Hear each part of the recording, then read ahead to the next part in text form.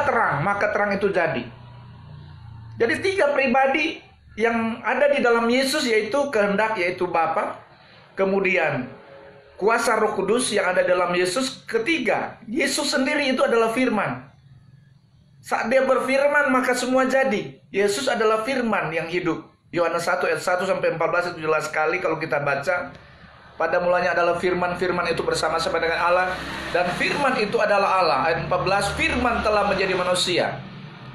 Jadi firman itu yang datang ke dunia itu yaitu dalam diri Yesus. Dialah wujud itu yang disebut sebagai anak Allah atau wujud Allah. Sebutan anak Allah di dalam Alkitab itu mengandung pengertian secara teologis wujud dari Allah. Anak Allah itu wujud dari Allah. Makanya Yesus disebut sebagai anak Allah atau wujud Allah. Nah, ini Tritunggal yang benar. Tritunggal yang benar yaitu Allah Bapa, Allah Anak, Allah Roh Kudus. Ketiga pribadi ini ada di dalam satu wujud yang namanya Tuhan Yesus Kristus sebagai Allah yang Maha Kuasa. Nah, di dalam kitab Keluaran pasal yang ketiga,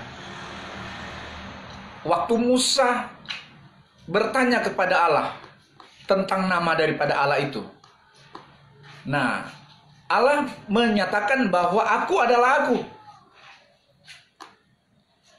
Kemudian di pasal yang sama, di ayat yang di pasal 6 ayat, jadi Keluaran pasal 6 ayat 2 dan 3 menjelaskan di situ tentang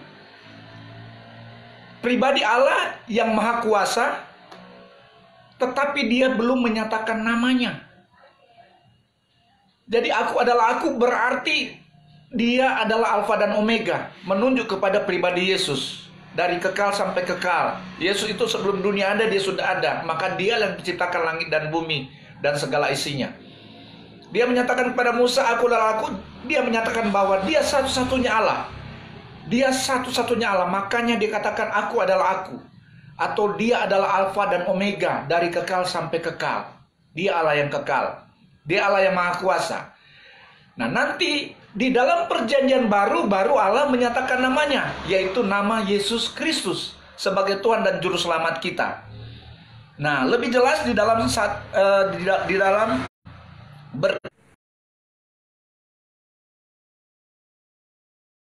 namun belum menyatakan namanya. Nanti di perjanjian baru yang lebih jelas dikunci di dalam kitab Wahyu 1 ayat 8. Dia adalah Alfa dan Omega, yang pertama dan yang terkemudian, atau dari kekal sampai kekal, dan yang Maha Kuasa.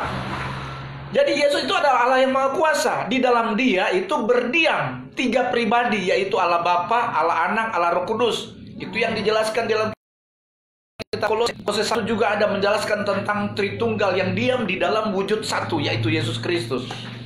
Jadi Tritunggal Allah itu kita harus pelajari di dalam diri manusia.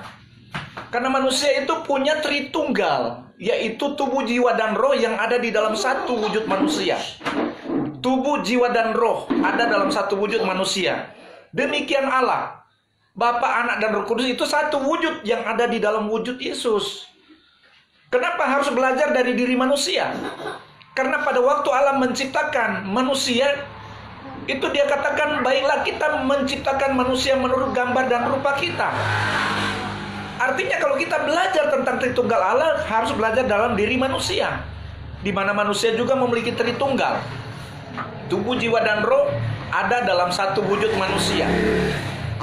Nah, jiwa itu adalah kehendak kemauan dari manusia. Kalau dalam diri Yesus itu kehendak Allah atau kehendak Bapa.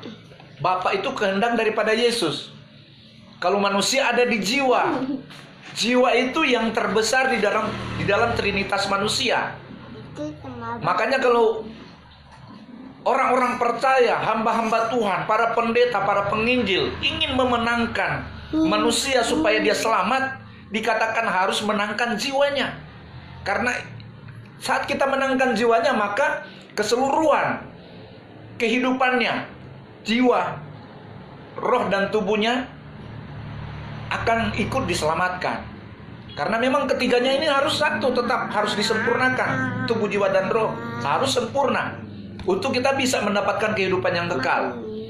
Nah, itu sebabnya sumbernya dari jiwa manusia. Demikian segala sesuatu di dalam diri Allah, di dalam diri Yesus itu yang terbesar itu dalam kehendaknya, yaitu yang disebut Allah Bapa, kehendak daripada Yesus. Karena segala sesuatu ini jadi dari kehendak Yesus. Makanya Alkitab berkata, dari Dia, oleh Dia, bagi Dialah kemuliaan untuk selama-lamanya. Siapa Dia itu? Yaitu Yesus Kristus. Jadi inilah Tritunggal yang sebenarnya. Tritunggal Allah yang sebenarnya adalah 3 di dalam 1, bukan 1 di dalam 3. Jangan sampai kita mengumpamakan Tritunggal itu seperti sebongkah tanah liat yang esensinya satu, kemudian bisa jadi asbak, bisa jadi vas bunga, dan bisa jadi guci dan lain sebagainya. Tidak seperti itu Tritunggal yang sebenarnya. Tritunggal yang sebenarnya jangan diambil dari benda mati. Tritunggal harus kita pelajari dari diri manusia, sehingga kita dapat menjelaskan tentang Tritunggal Allah yang sebenarnya yang ada di dalam diri Yesus. Jadi Tuhan dan Allah kita satu-satunya, Bapa kita yang mulia, hanya satu, yaitu Yesus Kristus. Tidak ada Allah yang lain. Tidak ada yang namanya Allah Yahweh, Yehova, Yehuwa. Tidak ada. Yang ada hanya satu nama, nama di atas segala nama, itu Tuhan Yesus Kristus, wujud Allah yang maha tinggi. Ini pengajaran yang benar sesuai standar Alkitab. Dan saya bisa pertanggungjawabkan pengajaran ini. Karena ini pengajaran yang terbaru di zaman akhir ini. Jangan sampai ada orang yang menyesatkan kalian dengan mengatakan Yesus bukan juru selamat, Yesus bukan Bapa yang kekal, Yesus bukan gembala yang baik, Yesus bukan terang. Ini pengajaran-pengajaran sesat yang mulai muncul di akhir zaman ini, yang ingin mengkudeta nama Yesus.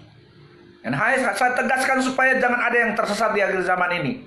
Hanya Yesus satu-satunya juru selamat yang akan menyelamatkan umat manusia ketika Dia datang kedua kalinya. Yesus yang datang kedua kalinya untuk menjemput orang-orang percaya, bukan siapa-siapa. Ingat itu. Itu sebabnya penting pesan ini saya sampaikan kepada semua umat Kristen, bahkan yang non-Kristen pun harus tahu hal ini, karena Yesus itu Tuhan dan Juru Selamat bagi semua orang, bukan hanya untuk orang Kristen, tetapi semua orang yang percaya kepada Tuhan Yesus Kristus dan mau melakukan perintah firman-Nya. Puji Tuhan, jika ada kontroversi sesuai dengan pengajaran yang saya sampaikan ini, boleh saudara tulis dalam komentar dan saya bisa menjawab. Bisa ada pertanyaan-pertanyaan, saya bisa menjawab pertanyaan saudara. Tuhan Yesus memberkati, sampai berjumpa di episode selanjutnya.